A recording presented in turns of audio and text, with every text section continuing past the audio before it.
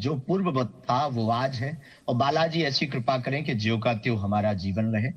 जब पिछली बार हमने आपसे इंटरव्यू किया जी। था तब मामला ये था कि अंधश्रद्धा निर्मूलन समिति ने आप पर एक केस किया था, लेकिन नागपुर पुलिस ने आपका पूरा वीडियो जी। देखने के बाद कहा है कि आप पर कोई केस बनता ही नहीं।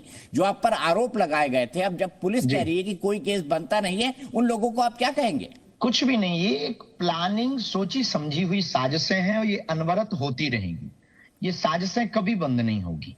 ये लगातार हमने छतारी की कथा में पूर्ववत ही सबको सावधान कर दिया था कि अब बहुत से लोग जो हमने घर वापसी करवाई है उसको लेकर के बहुत से लोग प्लानिंग करेंगे, और हमारा उन पर कोई प्रतिक्रिया नहीं है।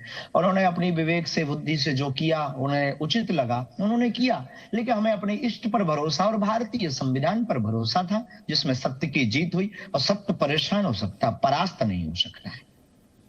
आपने बड़ी बात कही कि आपको अपने ईस्ट पर भरोसा है। हम सब लोग कहते हैं, हम लोग जब कथा और जब कथा करवाते हैं अपने घरों में तो विश्व शांति की भी बात करते हैं, मानवों में सद्बुद्धि हो, विश्व का कल्याण हो, ये बात भी हम करते हैं। मुझे ये बताइए, लेकिन सनातन धर्म के बारे में ये कहा जाता है कि इसके दुश्मन सनातन धर्म के अंदर ही है, एक लिबरल गैंग है या लिबरल लोग हैं, मैं गैंग नहीं कहूंगा, लोग हैं, हमारे भाई बंधु हैं, वो ही सनातन धर्म के बारे में अंधविश्वास या धर्म की जो आस्थाएं हैं उनके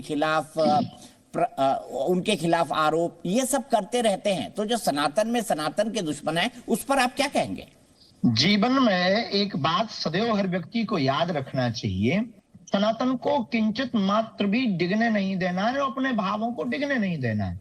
ये आदिकाल की परंपरा है, और हमने हमेशा एक सूत्र दिया किसी महापुरुष का कि हमें जितना विरोधी ताकतों से भय नहीं है, उतना अपने ही पास रहने वाले लोगों से भय है। इसकी बखूबी जांच, बखूबी सावधानी रखना प्रत्येक व्यक्ति का दायित्व है। जितने भी सनातन विरोधी लोग अपने ही लोग हैं, उनसे हमारी यही प्रार्थना है कि कृपा करके एक बार आप अपने जमीर से पूछो, अपने इतिहास से पूछो, अपने अंदर से पूछो कि जो आप कर रहे हो क्या वो ठीक है। आपका अंदर कभी गवाह नहीं देगा। अगर आप सनातनी होकर के सनातन का विरोध कर रहे हो और ऊपर बैठे हुए पितृ भी आपको गाली दे रहे हो कि कैसा निकम्मा हमारे वंश में हुआ है जो सनातनी होकर के भी सनातनियों का विरोध कर रहा है, और आने वाली पीढ़ी भी गाली बकती रहेगी कि हमारे वंश में एक ऐसा जयचंद हुआ था जिसने सनातन की झंडा और सनातन का जब ध्वज लहरा रहा था तब सनातनियों का विरोध किया था। ठीक उसी प्रकार जिस प्रकार अंग्रेजों के समय में अंग्रेजी हुकूमत का साथ ली बकी जाती, उसी प्रकार इन लोगों को दी जाएगी।